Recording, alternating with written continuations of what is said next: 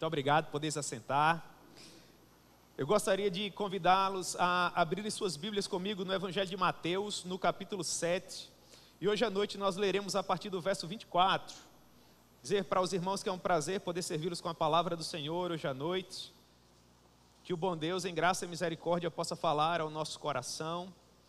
Há muitas pessoas preciosas que nos visitam, sejam todas bem-vindas em nome de Jesus. Aqueles que nos acompanham pela internet, que Deus possa também abençoá-los da mesma forma. O tema para a nossa breve reflexão de hoje à noite será os dois fundamentos. Algumas reflexões sobre a nossa maturidade espiritual, aquilo que nós temos feito com o conhecimento que temos acerca do Senhor Jesus. Mateus capítulo 7, a partir do verso 24. Amém? Os irmãos encontraram? Nos diz a palavra do Senhor. Todo aquele, pois, que ouve estas minhas palavras e as pratica, será comparado a um homem prudente, que edificou a sua casa sobre a rocha. E caiu a chuva, transbordaram os rios, sopraram os ventos, e deram com ímpeto contra aquela casa, que não caiu, porque fora edificada sobre a rocha. E todo aquele que ouve essas minhas palavras e não as pratica, será comparado a um homem insensato, que edificou a sua casa sobre a areia. E caiu a chuva, transbordaram os rios, sopraram os ventos, e deram com ímpeto contra aquela casa, e ela desabou, sendo grande a sua ruína. Que Deus possa propor a sua palavra ao nosso coração. Amém? Nós já oramos com o querido pastor Jorge Alberto. Então vamos pensar um pouco, meus queridos irmãos, com base nesse texto tão precioso. Pois bem, quando esse sermão tão belo foi entregue pelo Senhor Jesus, maior pregador que o universo já teve o prazer de ver, o Senhor Jesus estava na porção inicial do seu ministério. Logo após ele ter sido batizado por João Batista na região de Jerusalém, a Foz do Rio Jordão, lá na Judeia, e depois ter retornado para a Galileia para iniciar o seu ministério público. Nós encontramos isso em Mateus capítulo 4, a partir do verso 12. Em Mateus capítulo 4, a partir do verso 12, nós temos que, ouvindo, porém, o Senhor Jesus, que João Batista havia sido preso, ele retirou-se para a Galileia. Esse é o contexto do Evangelho de João capítulo 4.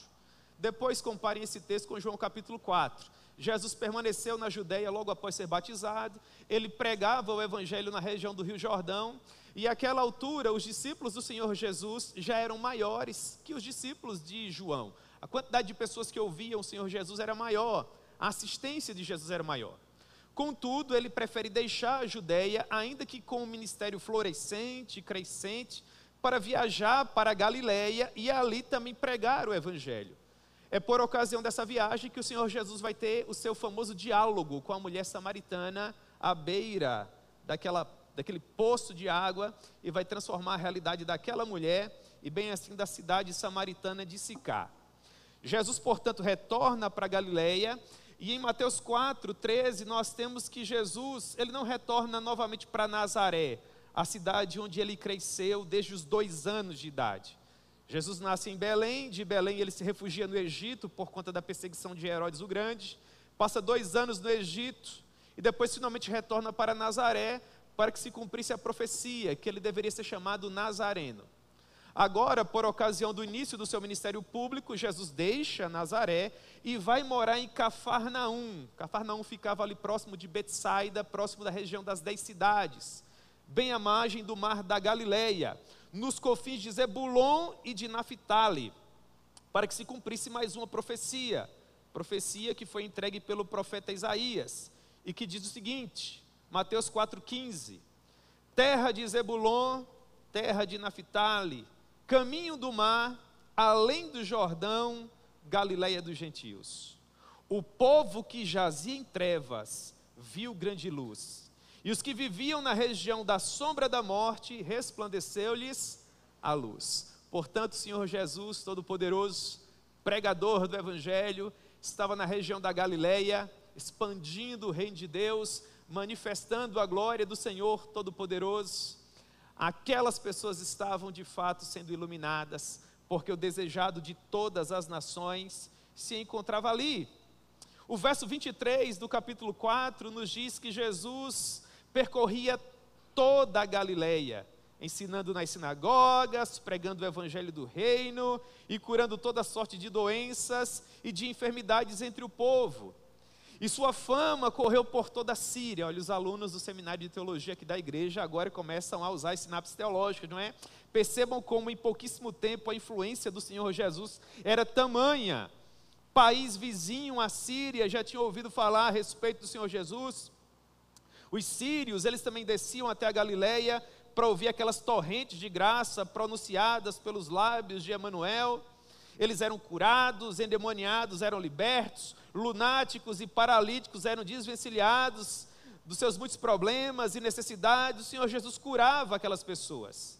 E o verso 25 diz que da Galileia, da região das 10 cidades, de Jerusalém, da Judeia e até da região de Gileade, da além do Jordão, numerosas multidões seguiam o Senhor Jesus. Você consegue imaginar que cena esplendorosa? Pessoas das mais variadas etnias, dos mais variados povos, ouvindo o Deus Todo-Poderoso anunciar que era chegado o reino dos céus. O capítulo 5, 6 e 7 são um recorte preciosíssimo do Evangelho de Mateus, porque nos retratam como o maior pregador de todos os tempos preparava o seu sermão. No nosso seminário, os nossos alunos estão tendo aula de homilética, então esses capítulos são muito importantes para a compreensão de vocês de como pregar bem. Não há nenhum pregador semelhante ao Senhor Jesus. Ele é o Verbo encarnado, que falava a respeito daquilo que tinha propriedade. Vocês conseguem imaginar um sermão do Senhor Jesus? Seus gestos retóricos, a maneira com que ele se portava em público, a forma como as pessoas ficavam maravilhadas olhando para a sua beleza e toda aquela sabedoria que era destilada pelos seus lábios, devia ser qualquer coisa preciosa, sim ou não, irmãos? Meu Deus. Pois bem, esse é o seu grande sermão, é o sermão da montanha, é o mais belo de todos. Jesus, uma vez que todas essas pessoas estavam ali ao redor dele para ouvi-lo, subiu até um grande monte, e o monte agora servia como que uma espécie de púlpito primitivo. E a cabeça da sua coluna marchava o nosso general, o Senhor Jesus. Então ele se assentou, aproximaram-se dele os seus discípulos, e ele passou a ensiná-los. Nesse sermão, o Senhor Jesus vai falar a respeito das bem-aventuranças, vai falar da importância dos discípulos como sal da terra e luz do mundo. Jesus vai nos ensinar a respeito da pessoa dele como cumprimento da lei. E na porção final desse belo discurso, ele vai trazer uma miscelânea de conselhos preciosos sobre como nós devemos viver bem para a glória de Deus. Nos chama a atenção os 3 pontos finais da mensagem pregada pelo Senhor Jesus. Do verso 13 ao verso 14, ele nos traz uma primeira aplicação, segundo o grande pregador Lloyd Jones. Jesus nos fala que obedecer a tudo aquilo que ele havia ensinado seria como escolher uma porta estreita. Havia toda uma conveniência humana, havia todo um caminho largo e espaçoso, caminho que seria vivido de acordo com as nossas próprias inclinações, digamos assim. Mas se preferíssemos obedecer a tudo aquilo que havia sido pregado, seria o mesmo que entrar por uma porta estreita, porque nesse momento nós estaríamos renunciando a nós mesmos para preferir a tudo aquilo que ele havia ensinado. Não seríamos mas nós que ditaríamos as regras, mas seria ele. Depois, em uma segunda aplicação, Jesus trata dos falsos profetas, do verso 15 até o verso 23. Seriam homens traiçoeiros que se levantariam para dizer que tudo aquilo que o Senhor Jesus havia ensinado era um engodo, falácia, que aquelas pessoas não deveriam acreditar. Jesus nos disse para termos cuidado com esses homens, porque eles são homens maus, que não querem o nosso bem. Eles ainda estão por aí. E depois, finalmente, irmãos, em sua terceira e última aplicação, que é o ponto alto da nossa reflexão hoje à noite, é o texto que nós acabamos de ler. Jesus nos fala da importância que ele dava à prática dos seus ensinamentos.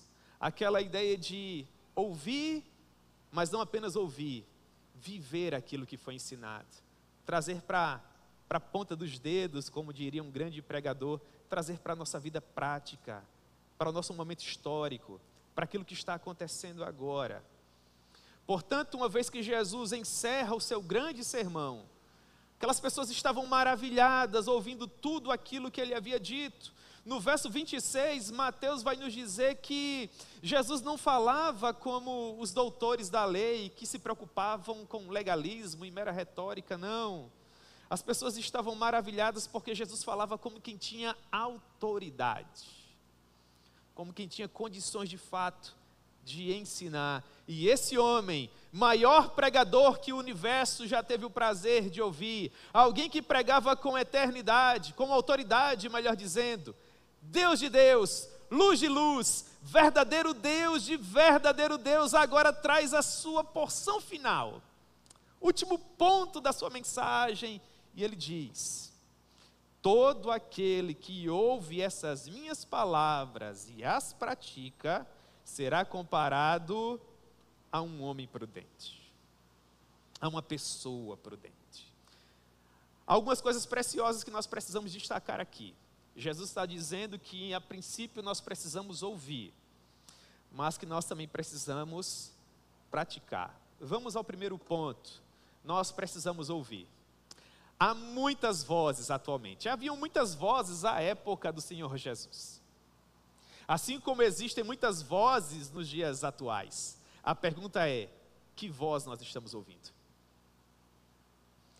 Jesus não diz que mais que feliz, bem-aventurado é o homem que ouve qualquer tipo de voz. Não, irmãos, absolutamente. Ele diz que mais que feliz é o homem que ouve a minha voz. Há muitas vozes atualmente, há todo tipo de voz. Mas nós precisamos ter cuidado com aquilo que nós temos ouvido, porque só há uma voz que vale a pena ser ouvida. E não é outra, senão a voz de Deus. Nós precisamos ouvir a voz de Deus, e Deus fala por meio da sua palavra. É por isso que a palavra é regra de fé e prática. É por isso que a palavra de Deus é o árbitro inalienável do nosso coração, é o grande fiel da balança, o termômetro espiritual das nossas almas eternas. Se você ouve a palavra de Deus, de fato você ouve aquilo que você precisa ouvir. Mas se você ouvir qualquer uma outra voz, por mais preciosa que seja, você estará trilhando em ledo engano, porque essa voz não pode te levar a lugar algum. Mais que feliz é o homem que ouve a palavra de Deus, todo aquele que ouve as minhas palavras, esse sim é bem-aventurado. Mas não apenas isso. Nós não podemos meramente ouvir a voz de Deus que fala como que muitas águas, essa voz poderosa, sublime, preciosa. Não, meus irmãos, nós não podemos meramente ouvi-lo, nós precisamos atendê-lo, nós precisamos obedecê-lo, nós precisamos pautar as nossas vidas de acordo com aquilo que ele nos ensina, porque do contrário ele não será Senhor. Há muitas pessoas, como eu mencionei, que ouvem muitas vozes. Essas pessoas, inclusive, conseguem ouvir a voz do Senhor, mas elas não podem obedecê-lo, porque não pertencem a Ele. Isso deve fazer você refletir. Teologia de João, capítulo 10 do seu Evangelho, ele diz, palavra do Senhor: as minhas ovelhas ouvem a minha voz. Ele é o bom pastor. E ele fala, e as suas ovelhas o ouvem e o seguem. Portanto, não basta apenas ouvi-lo, nós precisamos obedecê-lo, caminhar após as suas santas pisadas. Porque se nós nos comportarmos dessa maneira, finalmente nós seremos prudentes. Assim como prudente era o homem do Salmo 128, é um salmo que nós conhecemos tão bem. O Salmo 128 nos diz: bem-aventurado é o homem que teme ao Senhor, que ouve a sua voz, mas que não fica por aí, ele também anda nos seus caminhos. Esse é o homem feliz. Bem-aventurado é o homem que teme ao Senhor. A expressão da Septuaginta tímina aponta para aquele que dá ouvidos, aquele que reverencia, aquele que estima. É a raiz etimológica de um nome que me agrada tanto, o nome Timóteo. O nome Timóteo vem de dois termos gregos, tímina e theos. Timóteo significa aquele que honra a Deus, aquele que o estima, aquele que o valoriza. Esse é o homem do Salmo 128. O que é devido a esse homem? Do trabalho da sua mão ele comerá, feliz ele será, e tudo que ele fizer prosperará. A sua esposa no interior da sua casa será como uma videira frutífera. Os seus filhos, como o rebento da oliveira, cercarão a sua mesa. Eis como será abençoado o homem que anda nos caminhos do Senhor. Ele verá a prosperidade de Jerusalém durante todos os dias da sua vida. Ele verá os filhos dos seus filhos. Meu Deus, irmãos, como o nosso Senhor compensa bem, como Ele nos paga bem. Você não pode ouvir qualquer voz. Para ser feliz, você precisa ouvir a voz de Deus. Porque se você ouvir a voz de Deus, você será uma pessoa prudente. Você será comparado ao homem prudente, porção final do verso 24, que edificou a sua casa sobre a rocha. É muito interessante essa ideia de edificação do Senhor Jesus. No texto paralelo do Evangelho de Lucas, no capítulo 6, no verso 48, Lucas diz que esse homem, que ele cavou na rocha, ele abriu uma profunda vala e lançou um bom alicerce. Perceba que Jesus procura erradicar a falsa ideia da superficialidade cristã. Você não pode ser um cristão superficial se você ouve e obedece à voz do Senhor, porque aqueles que amarem o Senhor Jesus, mais uma vez teologia joanina, Evangelho de João, capítulo 17, aqueles que amarem ao Senhor, da mesma forma serão amados por Ele. E o Senhor se manifestará a essas pessoas. E elas caminharão ao lado dele. Na proporção em que quanto mais você conhecer do Senhor, mais profundo você será em sua palavra. E mais maduro você será em sua vida, mais sábio você será. Você não será um cristão superficial, absolutamente. A prudência tem a ver com uma vida bem edificada sobre a rocha, que não é outra, senão o Senhor Jesus.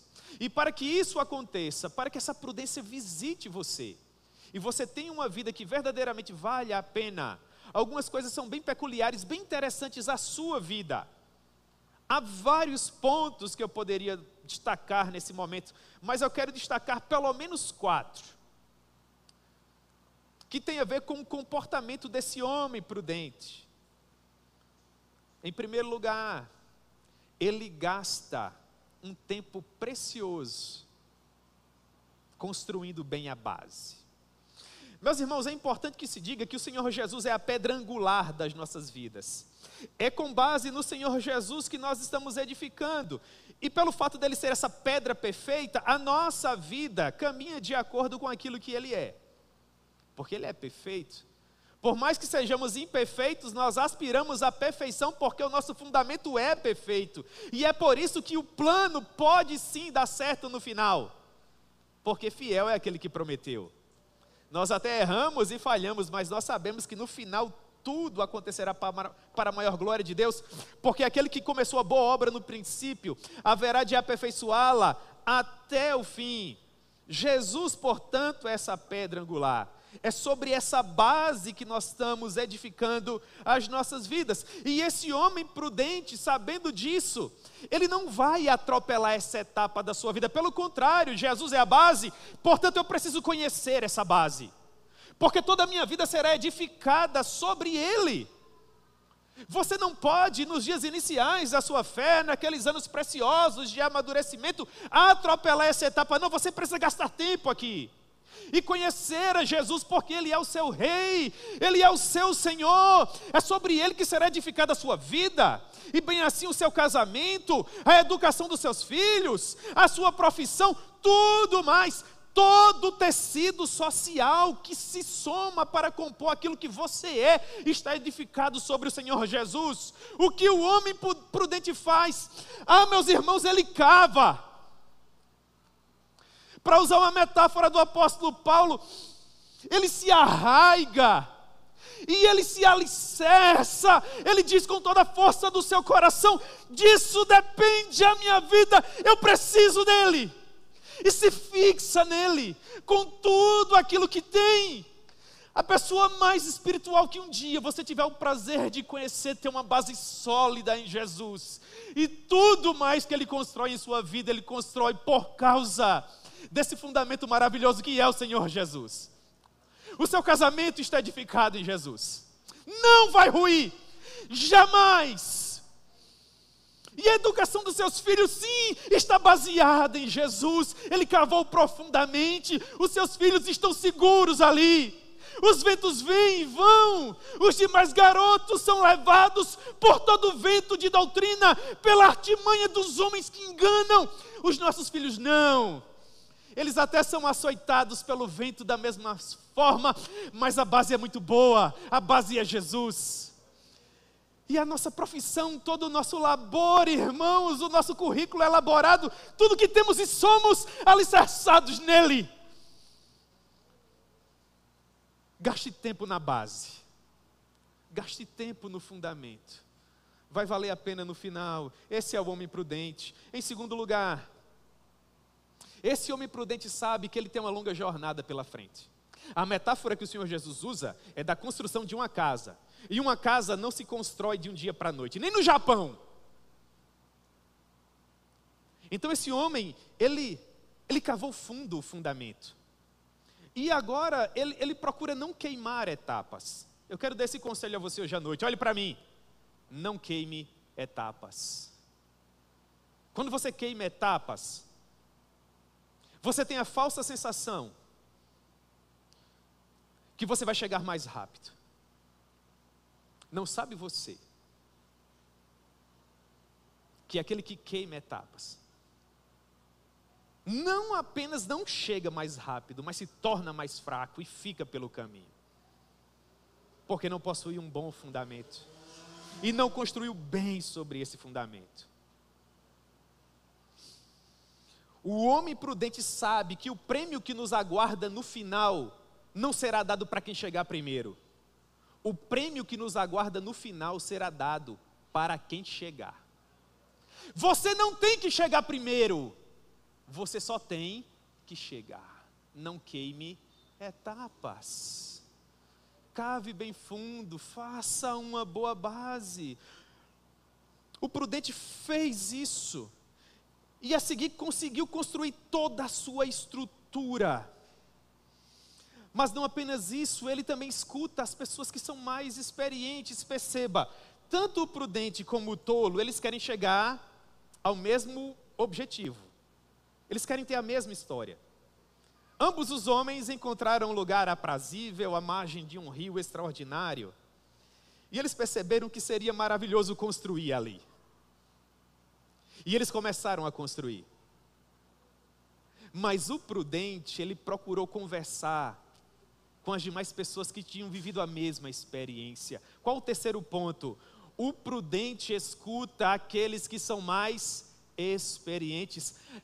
Esse caminho, meus irmãos, que nos leva a Jerusalém Celestial, possui outros peregrinos. Há pessoas que encontraram a porta estreita e que passaram por ela primeiro que você. Estão caminhando há mais tempo.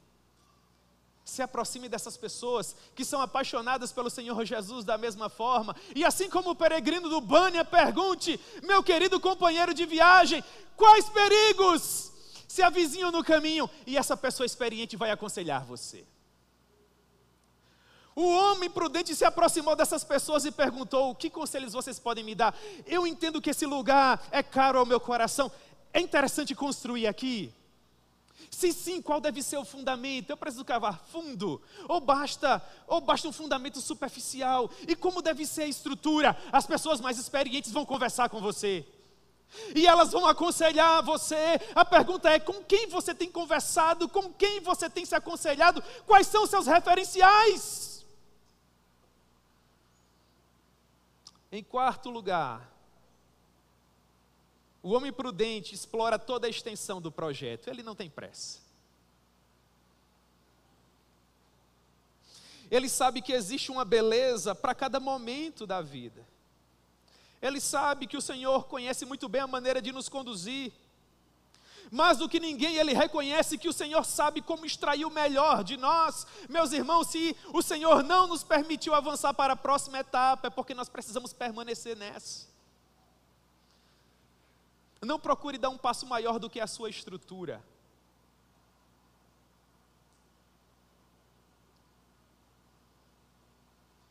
Quando Esaú queria cavalgar ao lado de Jacó, Jacó disse: não, meu irmão, não é interessante para mim.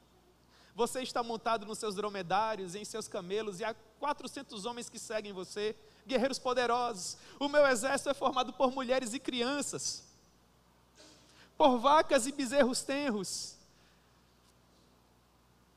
Se eu tentar acompanhar você na dinâmica da sua vida, eu vou perder tudo que tenho. Eu prefiro ir no passo do gado. Um é a maneira com que Deus desenvolve o projeto da vida do seu irmão, outra é a maneira com que Deus desenvolve o projeto da sua vida. Percebam que eu disse que há peregrinos que estão há mais tempo na jornada do que nós, se comparados ao tempo de conversão. Você pode conversar com essas pessoas e aprender com elas, mas um é o ritmo desse irmão, outro é o seu. Aprenda a caminhar dentro do seu próprio ritmo, para que você não fique pelo caminho. No momento em que a casa do homem tolo começou a avançar, e estava quase pronta, seguramente o prudente olhou para a construção do seu vizinho e achou que ele estava ficando para trás. E a tentação, irmãos, quando você vê um projeto mais avançado que o seu, é tentar apressar o seu para acompanhar o do seu concorrente, imaginemos assim, para usar esse termo. Mas o homem prudente, tendo ouvido bons conselhos, preferiu escrever a sua própria história. Construir, com a graça de Deus, a sua própria casa. Ele decidiu, firmemente no seu coração, viver o seu próprio projeto. Viver o seu próprio projeto.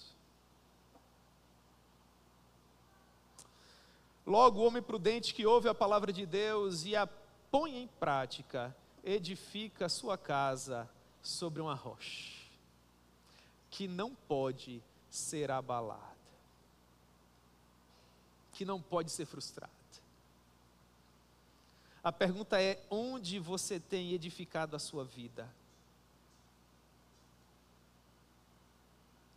Quem você tem ouvido? Quais são os seus referenciais? Em que ponto está o seu projeto? Como anda aquilo que Deus confiou às suas mãos?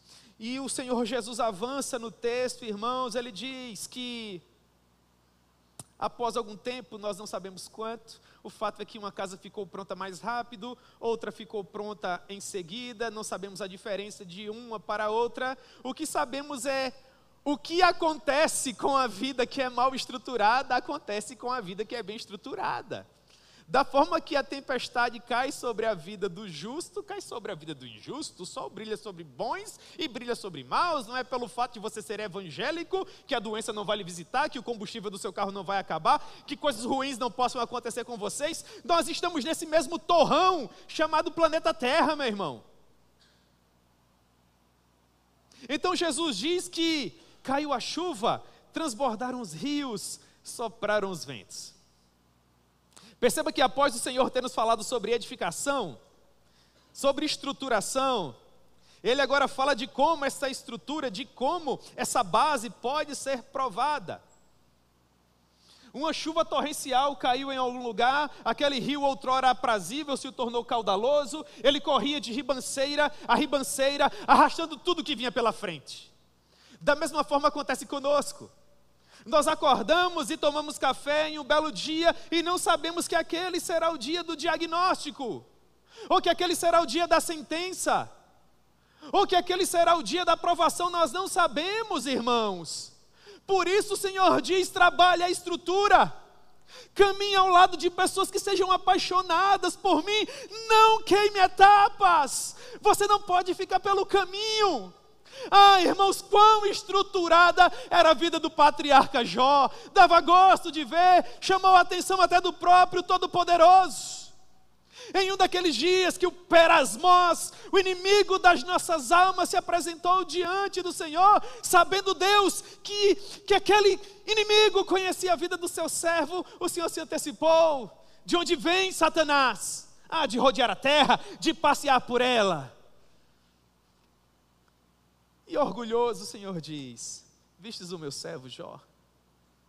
Que estrutura, que base, que alicerce, que fundamento.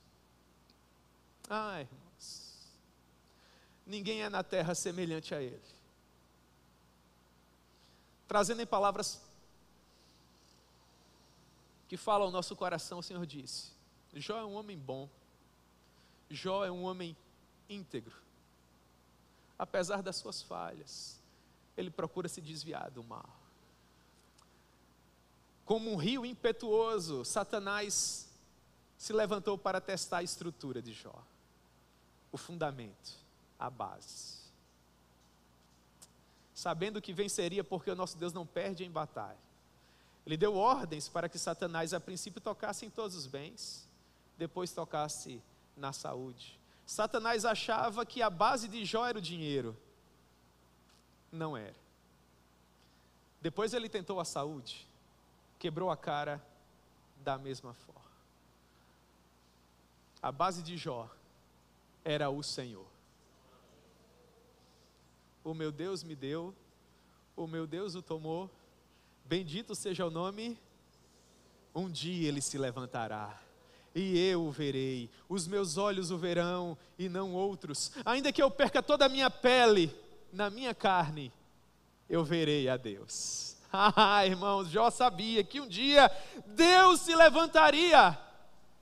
Mas até que esse momento chegue e Deus diga com a sua voz poderosa: basta, para que o rio possa voltar ao seu curso normal, você precisa resistir.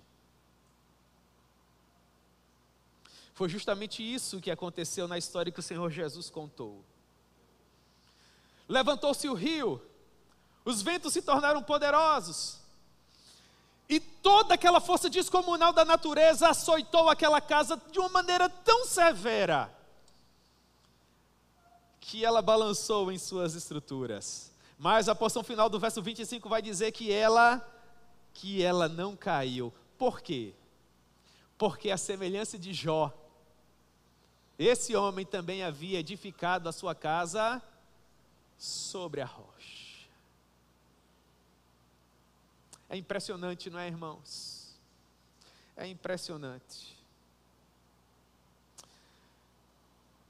Mas o Senhor avança, e no verso 26 ele vai tratar a respeito de uma outra pessoa. Ele diz: e todo aquele que ouve essas minhas palavras, mas agora a coisa muda, ele diz: e não as pratica. Perceba que aqui não há prudência. Essa pessoa ouve, mas ela não se permite transformar por essa palavra.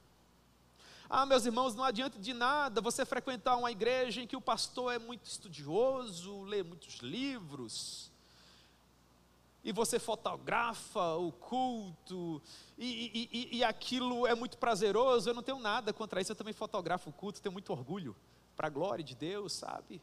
Mas você precisa aplicar tudo aquilo que você tem ouvido.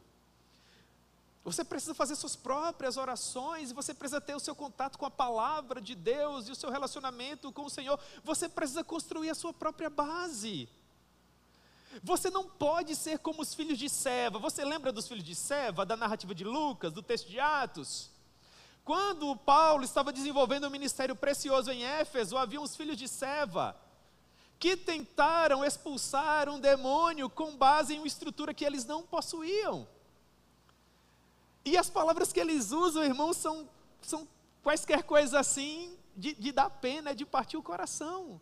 Quando aqueles rapazes se aproximam do pobre endemoniado e falam o seguinte: em nome do Senhor Jesus, a quem Paulo prega,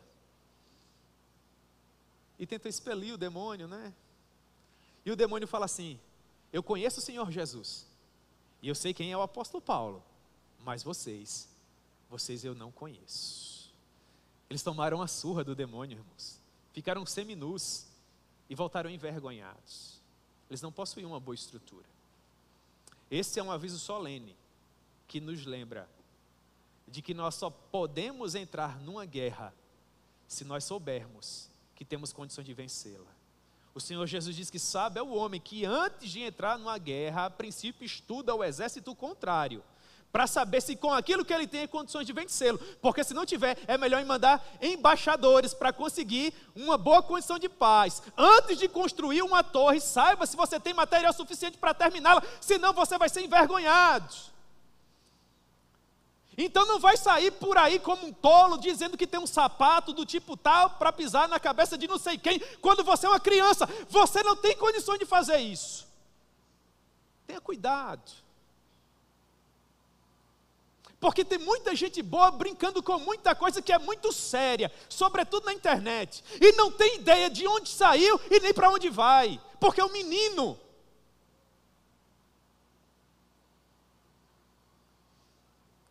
Esse homem queria ter as mesmas coisas que o prudente, assim como o pseudo-crente, o falso crente. O falso crente, ele quer ter a mesma proeminência e quer ter a mesma honra, viver as mesmas experiências, mas ele sabe, no fundo do coração ele sabe que aquilo não é devido a ele. Então ele não escuta ninguém, ele queima etapas, ele passa por cima do processo. Tudo que ele quer são os louros da vitória final.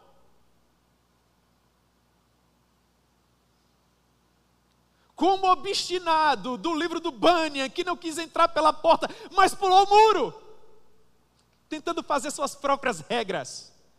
Não, os obstinados não serão coroados no final. Nós precisamos ouvir, mas nós precisamos obedecer. E ele diz, irmãos, com a sua voz como que de muitas águas, tenham cuidado com a insensatez, para vocês não tornarem as vidas de vocês um castelo de cartas. Uma vida que é construída sobre algo que é tão superficial e tão fútil. Quem é o tolo? O tolo é aquele que sempre tem muita pressa. Até o adágio popular diz que a pressa é inimiga da perfeição. Quando eu viajava com meu pai, eu ficava chateado quando um carro nos ultrapassava. Eu queria que o meu pai não permitisse que ninguém nos ultrapassasse. Quando eu percebia que um farol se aproximava, eu já dizia para ele, meu pai, está vindo mais um ali, não permita, acelera, pisa fundo. O meu pai não fazia nada, o carro ultrapassava, eu ficava chateado. Eu não sabia a diferença de um Fusquinha para os outros carros, para mim era tudo igual. Entendeu? E o meu pai, para não afetar o meu coração e não falar a respeito das características de um Fusquinha, e eu amo os Fusquinhas, viu, irmãos? É tudo que há, para a glória de Deus, não é? Meu pai dizia, nós vamos para mais longe. Então eu não posso pisar demais, apertar demais, vai que quebra, vamos ficar pelo caminho, vamos no nosso ritmo, fazer a nossa própria viagem. Na época eu não compreendi o que o meu pai queria dizer. Por quê? Porque eu era tolo. E o tolo tem pressa. A mesma coisa acontece conosco, porque nós estamos em viagem para a nossa amada Jerusalém celestial, e o caminho é longo, e ele é árduo. Nós não chegaremos lá de uma hora para outra, até o ladrão que estava crucificado ao lado do Senhor na cruz, que um dia foi salvo, e um dia já estava na glória com o Senhor, também teve que carregar a sua própria cruz. Eu lembro do Ayrton Senna, né? O Ayrton Senna dizia o seguinte, uma corrida não se ganha na primeira volta, mas se perde. Ah, que conselho. Por isso era um piloto tão bom. O tolo queria a sua casa o mais rápido possível. Ele não queria perder tempo com fundamentos. Ele dizia, fundamento é para os tolos. Fora com os fundamentos. Eu tenho pressa.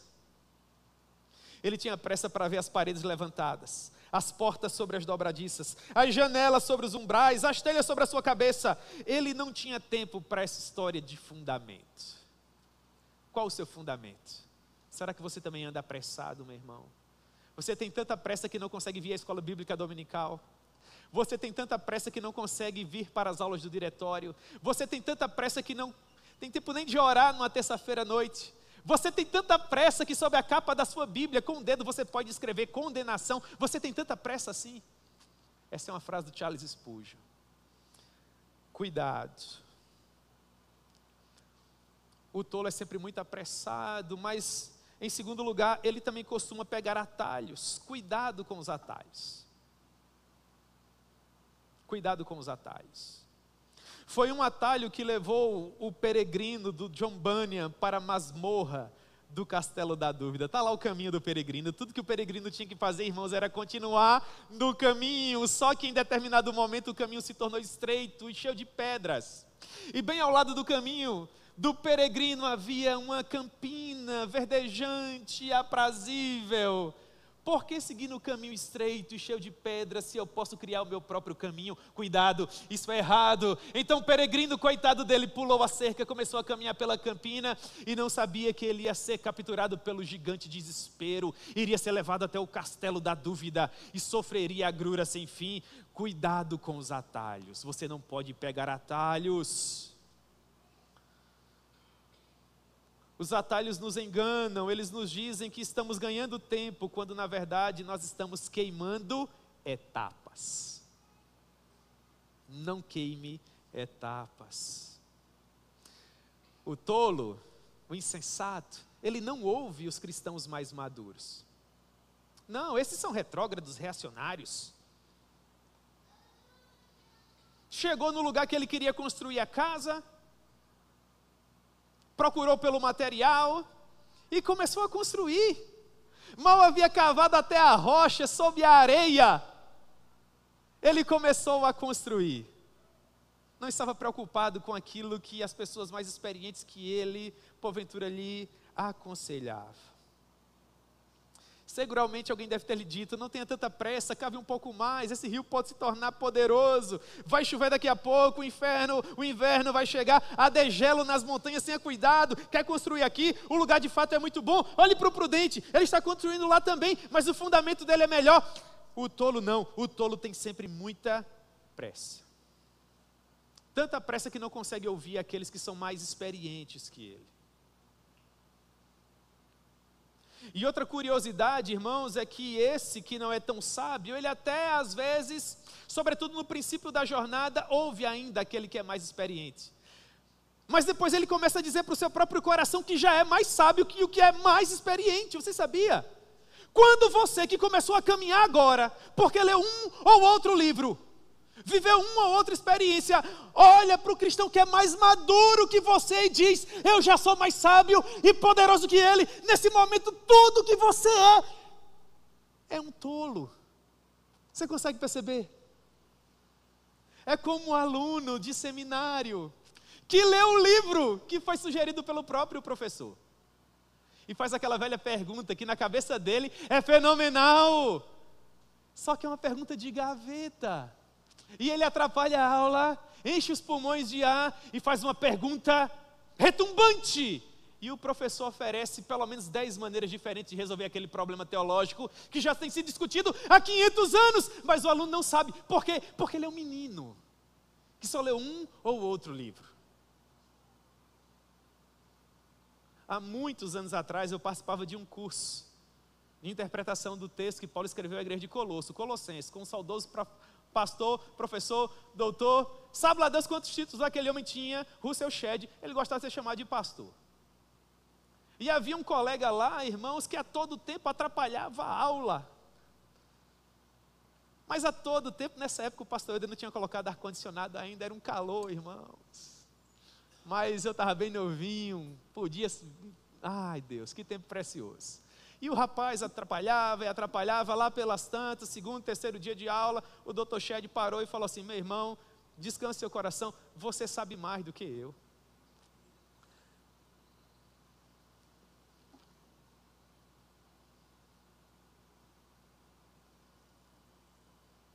Isso aí ganhou o troféu, não ganhou, irmãos?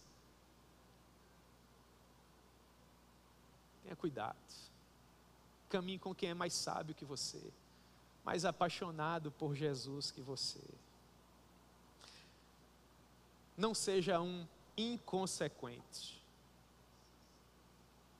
Não queime etapas. Verso 27, caiu a chuva, transbordaram os rios, sopraram os ventos, deram com ímpeto contra aquela casa. Você consegue imaginar? Pois bem, há duas casas, elas são São casas contíguas, vizinhas. Uma e a mesma coisa acometeu uma e outra. O Senhor permitiu chuvas, o rio transbordou e a correnteza chegou até aquelas casas. Ambos os homens achavam que dentro das suas casas eles estavam seguros. Um de fato estava, e o outro não.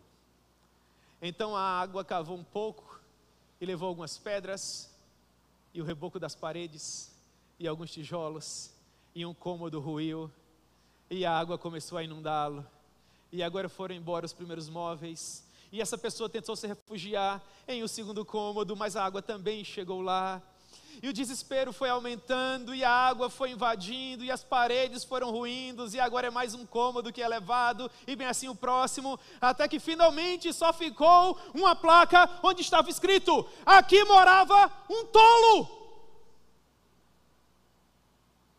Quando Jesus voltar, e você ressuscitar para vergonha, se não tiver edificado a sua vida com base nele, também estará escrito lá: aqui jaz um tolo que não construiu a sua vida sobre a rocha, que não cavou fundo esse alicerce, que passou 40, 50, 60 ou 70 anos da vida edificando sobre a areia, achando que estava seguro quando não estava, que tinha vida quando não tinha, que estaria na glória reinando com ele quando não estaria. Eu quero implorar algo a você: não seja tolo. Não existe essa de ser amigo do Evangelho. Ou você está edificado sobre ele ou não está. Você não pode continuar mentindo para você. Olhe para a sua própria vida. Que espécie de comunhão em oração você tem? Que espécie de contato com a palavra você tem? Você respeita os homens que Deus colocou na sua vida para te liderar? Você está envolvido com a obra de Deus? Há poder espiritual em você. Você é visitado pelo Espírito Santo. O seu caminho é iluminado. Você caminha ao lado de Emanuel. Onde você tem edificado a sua vida? Porque esse rio está prestes a transbordar. E ele virá do alto. Uma trombeta o anunciará. E as nuvens se abrirão. E ele aparecerá em glória com um poder avassalador. E ele vai atropelar tudo. Os túmulos se abrirão. Os que morreram antes do seu retorno, esses voltarão. Todos comparecerão diante dele. E quando todo gênero humano, todo ser humano estiver diante dele, então ele vai dizer quais de fato foram prudentes e quais não foram. Os prudentes serão preservados, mas os tolos, assim como ele nos ensinou, serão arrastados. Eles não terão onde se esconder, porque o poder avassalador dele será como um rio. E ele destruirá os castelos de cartas, e ele sucumbirá toda a areia, e esse rio vai correr, não meramente com água, mas com fogo, até que ele vai arrastar esses tolos até um lugar profundo, onde a luz nunca mais vai brilhar, onde o verme nunca vai morrer, e o fogo nunca se apagará, porque essa é a recompensa do tolo. E eu quero implorar a você com toda a força do meu coração: não seja tolo. Construa a sua vida sobre ele, e você estará seguro. Ainda que soprem os ventos, e as tempestades venham, e os rios se levantem, você não será destruído, mas você estará preservado. E quando esse poder extraordinário passar, você estará de pé, brilhando como o sol em toda a sua glória. E ele dirá a todos aqueles que perseveraram e que sobraram no final: vinde, benditos de meu Pai, para o reino que eu vos preparei desde antes da fundação dos séculos. Então nós chegaremos ao final da nossa jornada e nós estaremos seguros, porque aquele que começou a boa obra em nós haverá de aperfeiçoá-la até o fim. Como eu gostaria de concluir, irmãos, para nós encerrarmos hoje à noite, 5 aplicações e nós terminamos. Em primeiro lugar, ser prudente e construir sobre essa rocha requer um trabalho árduo. Nós precisamos ouvir, mas também precisamos praticar. Para termos um bom fundamento. Quem é o homem prudente? É aquele que ouve e aquele que pratica. Esse é o primeiro ponto. O segundo ponto. Além de trabalho árduo, nós precisamos gastar tempo. Não é de uma hora para outra, irmãos. Você acha que o camarada se converte hoje, amanhã o pastor Hernando Dias Lopes pregando para aquela multidão? Não é assim. Gaste tempo com o Senhor. Caminhe com Ele. Você jovem, quer ser um pastor, pregador do Evangelho, meu irmão, caminhe com o Senhor. Caminhe com outros homens de Deus. As pessoas querem as coisas muito rápido, irmãos. Deus não se permite ludibriar. Ele não vai entregar os seus tesouros a qualquer um. Se há alguém que é apaixonado por sua própria glória, irmãos, é o Senhor. E Ele caminha com homens fiéis. Você quer ser um grande pregador do Evangelho, jovem, que me escuta hoje à noite, caminhe com o Senhor, gaste tempo com Ele. Porque aos seus amados Ele abre os seus celeiros. Em terceiro lugar, trabalho árduo, tempo. Terceiro lugar, planejamento. Onde você quer chegar? O prudente, ele não chegou construindo, não é?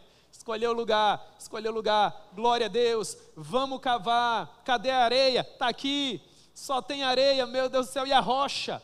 Cave até chegar na rocha. Trabalhe o fundamento, planeje bem, trabalhe por etapas. Construiu bem o fundamento? Sim, construir. Dá para levantar as paredes? Dá. Então levante as paredes, não queime etapas. Não coloque primeiro o telhado para depois de levantar as paredes, você vai ter mais trabalho. Em quarto lugar, trabalhe com boa matéria-prima. Seguimos na metáfora da casa aqui, tá bom? Trabalhe árduo para construir, gaste tempo, planeje bem, use boa matéria-prima. Boa matéria-prima. Quem você tem ouvido? O que você tem lido? Quais são os seus referenciais? E em quinto lugar, caminhe ao lado de pessoas habilidosas. Né? O prudente aqui seguramente escolheu um bom pedreiro, um bom carpinteiro. Ah, irmãos, eu oro para que Deus também me dê sabedoria para escolher os melhores, para caminhar comigo. O que eu tenho de mais importante na minha vida é a minha alma eterna. Depois da minha própria alma, daqueles que o Senhor me confiou. Só quero o melhor para mim e para eles. Você deve fazer o mesmo, para a glória de Deus. Vamos sair hoje à noite prudentes, não é, irmãos? Em nome de Jesus.